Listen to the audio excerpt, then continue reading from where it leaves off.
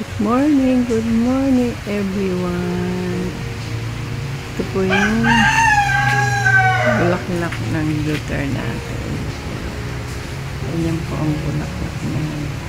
Ayan po ang puno niya. Masipag po yan magbulaklak. Ayan po.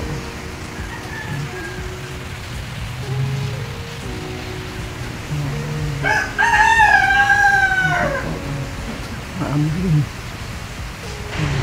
Ganyan lang po ang ano niya. Ganyan lang po ang kanyang dahon, ang puno.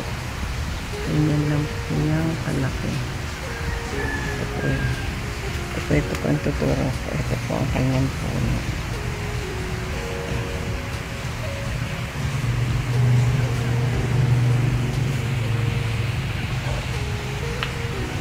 Ang puno nito ng luter natin. Ayan po. Diyan lang po pinagapang ko lang po yan sa bakod namin. Luter natin po. Napakabisa po. Ito po ang tinatanim dyan. Ito po. Ang tinatanim po dito. Ito po. Pag natuyo. Ito po yan. Yan po.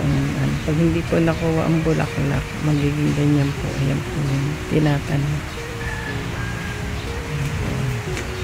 Hindi ko po nakuha ng ilang araw yung mga bulaklak na. Kaya ang laki ko na pong pantanim po ulit.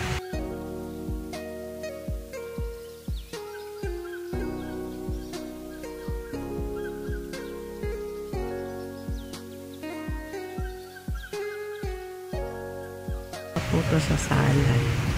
Sa mga salad, sa mga sikat na restaurant. Yan po ang kanyang pinaka bulaklak talaga yan. Ganyan po itsura niya. Marami na po akong binhi nito.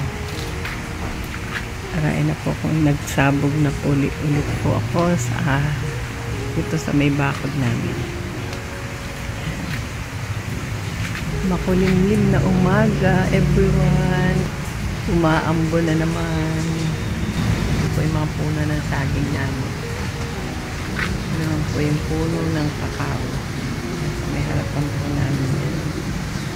Yun po yan ang kakao. Sipag din po yan magbunga. Harain na po na yung harvest dyan. Binawasan ko lang po ng sangat. Naggugubat na eh. Yan, kailangan naman ulit bawasan. Masasaya po yung mga halaman ngayon. Kasi laging umuulan. Sawa sila sa tubig. Pakilala ko lang po sa inyo ang luter natin. Tuwing umaga ko po iniinom ito. Nilalagay ko po sa mainit na tubig.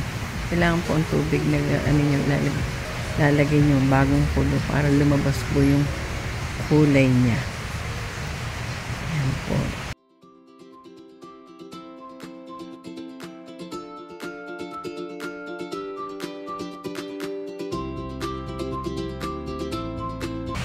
Salamat po.